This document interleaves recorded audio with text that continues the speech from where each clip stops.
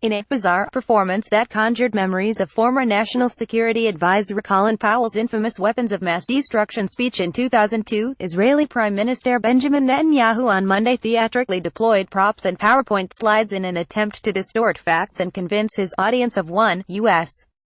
President Donald Trump, that Iran is failing to comply with the nuclear accord. The U.S., Israel, and Saudi Arabia are setting the scene for war. They are filling in the justifications to fit a preordained conclusion, just like before the invasion of Iraq. Media Benjamin, Kodapink, Iran lied, big time, after signing the nuclear deal in 2015, Netanyahu claimed from a stage in Tel Aviv, Israel, dramatically unveiling shelves of disks and binders that he insisted contain conclusive proof that Iran is still pursuing nukes. But while Netanyahu made much of the incriminating blueprints, incriminating photos, incriminating videos, and more, he supposedly revealed for the first time on Monday, critics argued that the Israeli Prime Minister's evidence largely consists of old information that has been repackaged for political purposes but does nothing to undermine the nuclear accord. In fact, according to National Iranian-American Council (NIAC) President Rita Parsi, the concerns Netanyahu raises about Iran's previous nuclear program were the exact reasons why the international community negotiated an agreement to limit the country's nuclear capacities in the first place.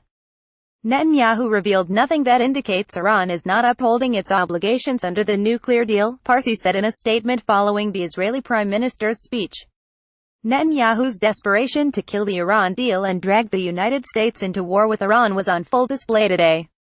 Netanyahu played a key role in helping con the American people into the war with Iraq and is now pulling out all the stops to do the same with Iran, rather than aiming to impact the IAEA and JCPOA signatories. Netanyahu's aim was to give Trump a false basis to exit the. Instead, Trump will argue that he has no choice to quit the deal because Iran is cheating, despite absence of real evidence. Trita Parsi, at T-Parsi, April 30, 2018. Responding to Netanyahu's performance on Monday, Federica Mogherini, High Representative of the European Union for Foreign Affairs and Security Policy, said the Prime Minister's speech has not put into question Iran's compliance with the nuclear deal. Media Benjamin, co-founder of the anti-war group Kodapink, argued in a series of tweets on Monday that Netanyahu's remarks were an effort to both distract from Israel's killing and terrible siege of Gaza and undermine an agreement international analysts say has been very effective. The U.S., Israel, and Saudi Arabia are setting the scene for war. They are filling in the justifications to fit a preordained conclusion, just like before the invasion of Iraq, Benjamin told Common Dreams in an email.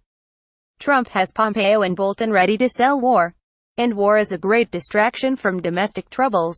Trump's war cabinet has not even been in place for a week but is already setting the stage for an all-out regional war. Trita Parsi, National Iranian-American Council. While Netanyahu's speech did little to convince experts and independent commentators that Iran is failing to live up to its commitments under the nuclear deal, the presentation certainly reached its intended audience.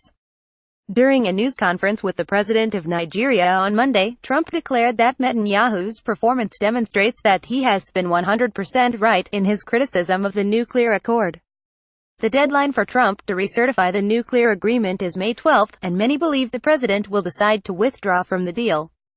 In recent weeks, both Iranian President Hassan Rouhani and Foreign Minister Javad Mohammad Zarif have reminded the international community that their country has no desire, and no plans to build, a nuclear weapon. With or without the nuclear deal, Iran does not seek to acquire weapons of mass destruction, Rouhani said in a televised speech last week. In his response to Netanyahu's speech on Monday, Parsi of NIAC argued it's hard to believe it is a coincidence that Netanyahu's announcement comes on the heels of Secretary of State Mike Pompeo's meeting with the Prime Minister. Trump's war cabinet has not even been in place for a week but is already setting the stage for an all-out regional war, Parsi concluded.